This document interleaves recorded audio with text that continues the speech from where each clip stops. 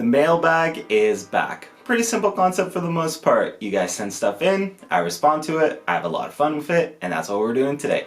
So before I fully hop into things, usual drill folks, just make sure you're leaving a like on the video. It really helps the algorithm and I really do appreciate it. Subscribe to the channel if you're new here. Plus, if you plan on doing any responsible sports betting in the near future, just make sure to check out my link in the description below. Marquis Noel is Kirkland Fred.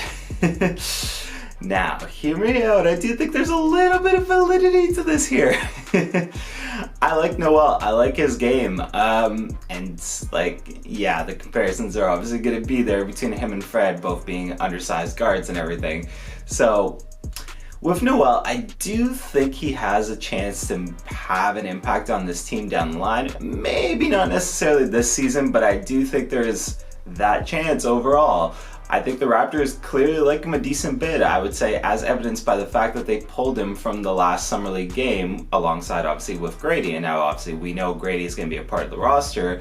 We know Grady is going to be, you know, a reasonably integral part to this team moving forward, I would say. And I think the fact that Noel, you know, got sat alongside with him, obviously, so he wouldn't get hurt or anything like that, I do think the Raptors think a lot of the guy. And I believe if it's not this season, in terms of him being able to make an impact on the team, I do think this is a guy that can work with, you know, Raptors 905 to further develop his game and eventually work himself into a rotation, you know, maybe next year, maybe the year after that, whatever the case is. I think the Raptors like him a lot. I like him a decent bit too. I think there's a good chance that Noel is a part of this roster and a part of this team and rotation in the future for the Raptors. Now, there was a lot, and I mean a lot of stuff sent in on Grady Dick, so I'm gonna couple it all together and just answer some of the big points here. I think the biggest one was off YouTube, where it was talking about whether or not Grady Dick could be an instant impact player for the Raptors. And I'm gonna say yes, but I think it really depends on a lot of the stuff that's happening around him. Like, look, I think when you look at Grady Dick, he is a player that will thrive based on circumstance. And what I'm talking about is, I really do think for the Raptors, a lot of Grady Dick's potential success will be a variable on what's happening on ball, quite frankly. And sounds a little weird, but let me explain. If the Raptors get enough on-ball creation from their guys, you know, like Scotty Barnes, like Siakam, should he still be here, like OG Anunoby, etc., and get these open looks for guys on the perimeter, I think Grady Dick thrives in that environment. Again, he's a very good off-ball player, not only just as a shooter, but obviously that is the main selling point for him, is as a catch-and-shoot three-point shooter, as a floor spacer, you know, that is his MO. He's also a very good off-ball player in terms of just making those sneaky little cuts to the basket, you know, positioning himself and timing that up just right to get there, to get himself in position for an easy bucket. Quite frankly, and this is going to be the loftiest of things that I say in this section, and of expectations, I suppose, but absolute, and I mean absolute best case scenario, like, please don't take it any other way than this, like, in an absolute best case scenario, I think Grady Dick has the potential to be somebody like a Klay Thompson. And I hear it already, like, God damn, that is a high benchmark, and it is absolutely a high benchmark, but I really do believe that if everything falls into place, that is how good of a player he can be and how good of a pro he can be in the league. He's a good enough defender, and it honestly really doesn't get talked about that I think he's gonna have an impact on that side. And again, with the off-ball stuff, I really do think Grady has a chance to be special. I really do believe a lot of that is contingent on what the Raptors do around him though. So will he be an instant impact guy? To an extent, I will still say yes, he will. I think this is a guy that's going to get every opportunity in the rotation right away. You know, at the beginning of the season, he'll get his chance to shine, especially with a guy like Darko, who's going to prioritize, you know, development early on. He's going to get his minutes. And to some of the comments, like, you know, he's going to be top 10 in three-point percentage and stuff like that, maybe not right off the bat. Although, I mean, it wouldn't be the craziest thing in the world. Like, he's that damn good of a shooter. At least I do believe so. So I think the expectations for Grady are definitely going to be all rookie team. I think he has a chance to make that, whether it's, excuse me, it'd be the first team or the second team. I think he has every opportunity to get that, especially with the direction of where the Raptors are going, I believe.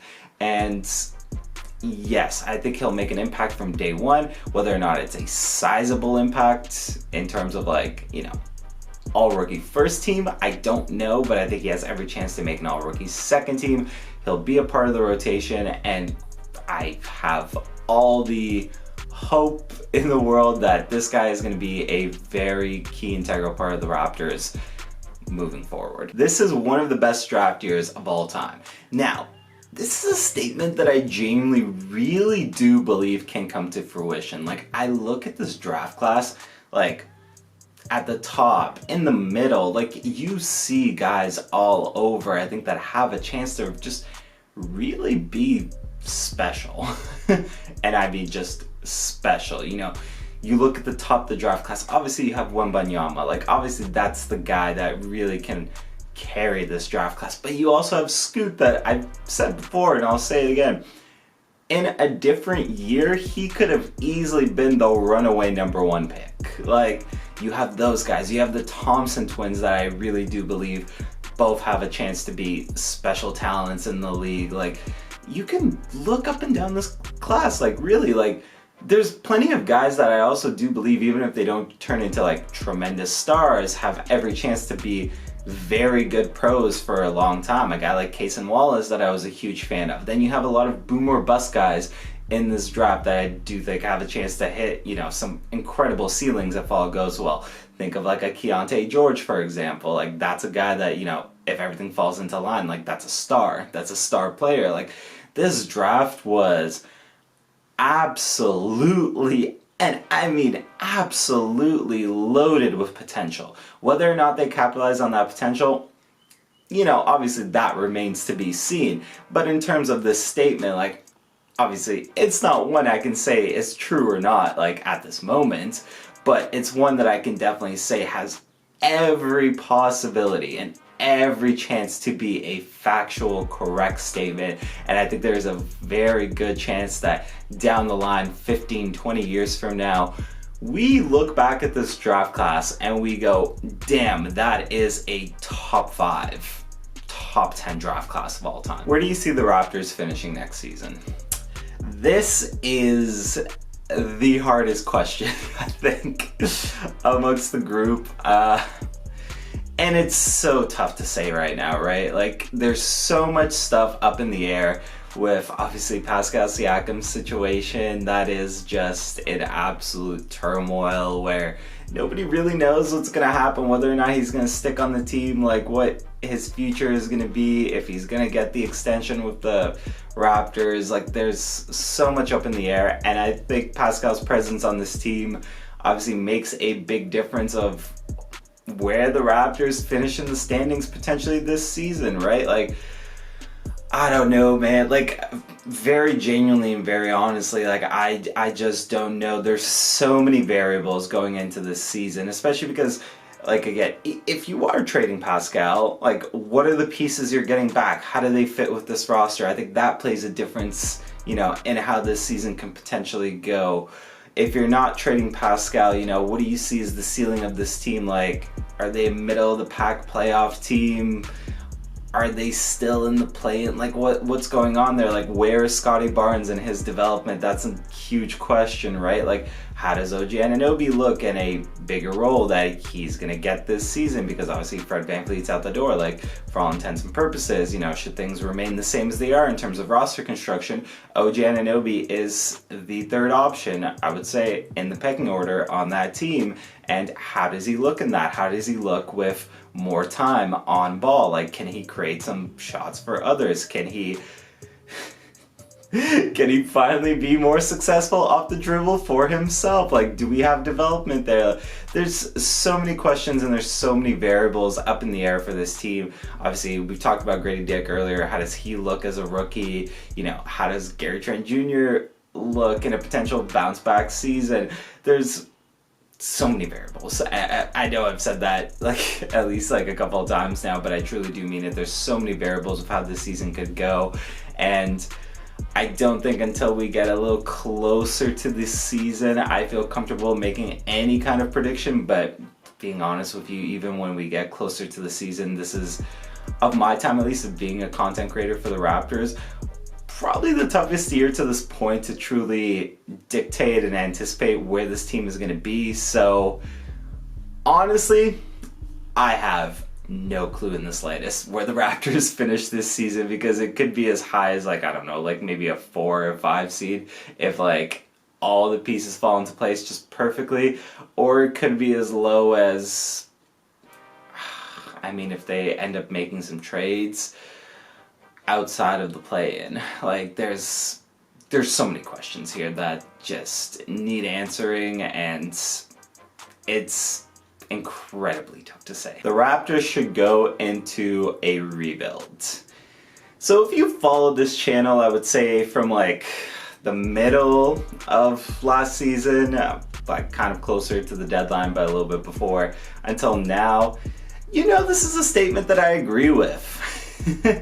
I mean, man, I'm sorry, like watching the terrible product that was on the court last year, and yeah, like you can talk about like variables and stuff like that went into it, but watching that product coupled with, you know, obviously the rumors that you've had this off season, yes, I agree that the Raptors should go into a rebuild. I know not a lot of people like that, but I'm gonna say it.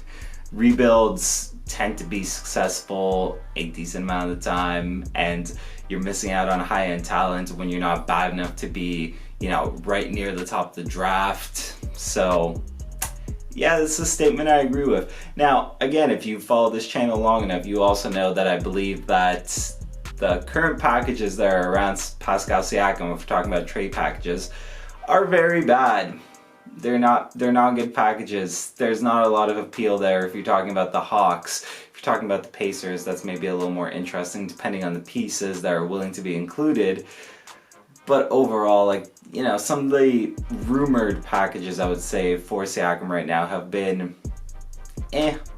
Also, as a complete side note, I find it really funny that the Raptors, you know, at least with the Pacers, would be targeting, you know, somebody like Nembhard, and that's somebody that I talked about in potential draft steals videos, you know, before that draft, and that's, you know, somebody that they, for all intents and purposes, would have had a chance to get had they not made the move for Thad Young. Anyways, that's a complete sidebar that I just find funny, but slightly relevant, obviously, to the conversation here. Yes, I agree. The Raptors should enter a rebuild.